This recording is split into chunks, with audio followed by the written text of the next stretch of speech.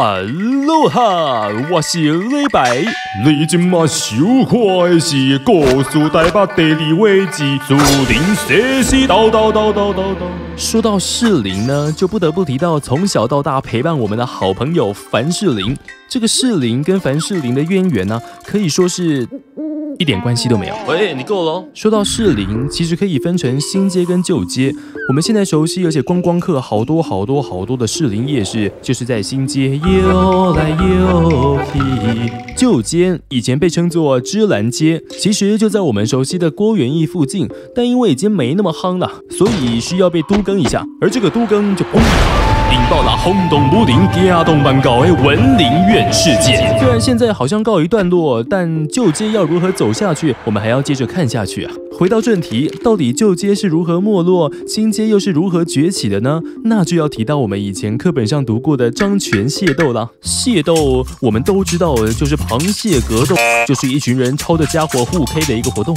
那张权是什么呢？张权其实是中国福建2个相邻的行政区，漳州府跟泉州府。清领时期有好多made in福建的汉人来台湾，但知知府跟七七府的村民还在福建的时候，早就看彼此不爽了。一来到台湾这个还没被挖过矿的贵宝地，大伙儿就杀红眼了。早期搬家来台湾的人当中，泉州人因为揪了一堆隔壁老王，人多势众之下，就选择了当时的精华地带艋舺落脚。而漳州人只揪了几个小狗子来台湾，发现自己队友不多，只好选择基隆河畔的士林为据点，开始新建城镇中心。虽然漳州、泉州各有主要地盘，但时不时还是有一些纠纷啊。有时只是几十个人的小型格斗，有时却是轰动全台北的无差别大乱斗。看到人就先往他的头上打招呼，整个台北就是你的主场啊！哎呀，想起了1859年那场激烈的中抓比啊，我的拳头都还硬硬的。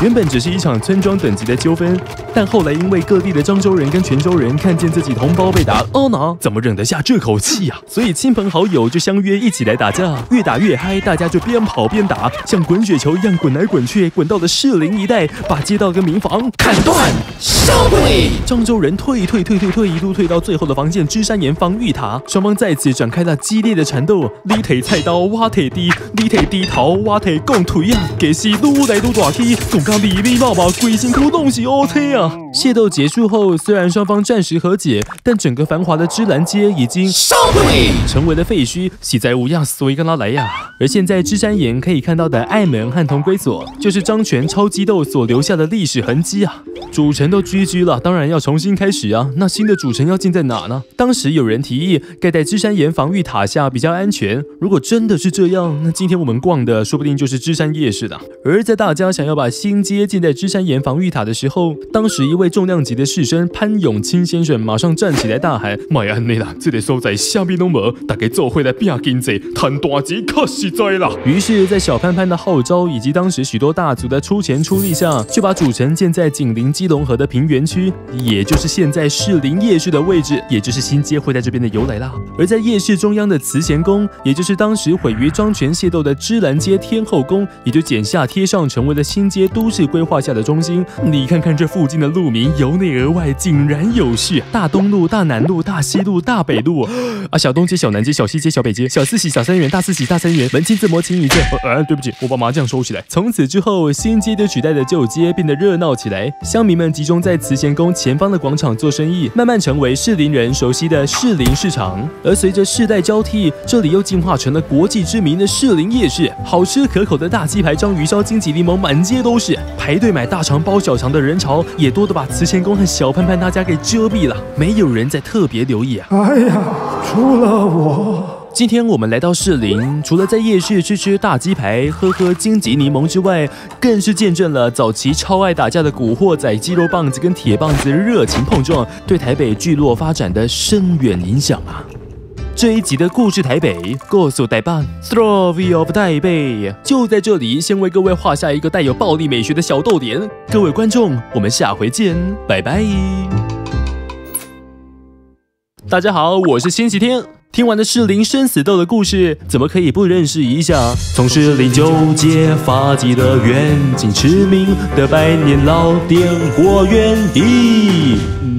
想到郭元益，马上就会想到喜饼，但他们悠久的历史可不是只有喜饼哦。早在1708年，郭家就咚从福建漳州来到台湾，在士林芝兰街落地生根。但好景不长，1859年的那场漳泉拼，郭家也跟着被烧毁。当前面说到的小潘潘决定带大家建造新街的时候，郭家老爷爷想了想，神农哥哥照顾我这么久，就这样离开太不够义气了，就咬紧牙关留在旧街重建家园。咚咚咚！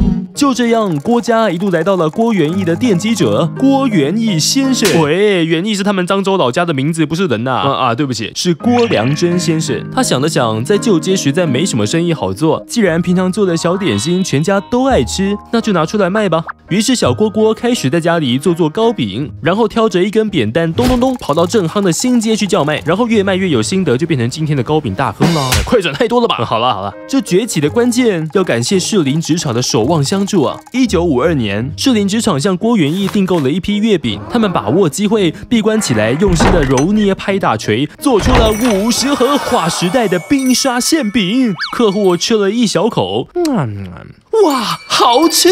看着散发出 LED 光芒的冰沙馅饼，大家喝康到手本，纷纷涌向店门口，跳起了我要买饼之舞，可说是热闹非凡呐！连住在士林官邸的大人物经过都忍不住买个几盒。就这样，郭元益走出了士林，逐渐制霸全台湾，家族传承到第5代子孙，还是坚持做出不可思议的糕饼。下次来到郭元益，也一起感受那透过甜味传递出来的人情味吧。最后跟大家说一个好消息，11月7号在郭元益的老台北风格好店 HOK 将举办台北风格趴，快到台北风格交易所粉丝团看看吧，一起发现更多的台北故事。故事台北，我们下回见。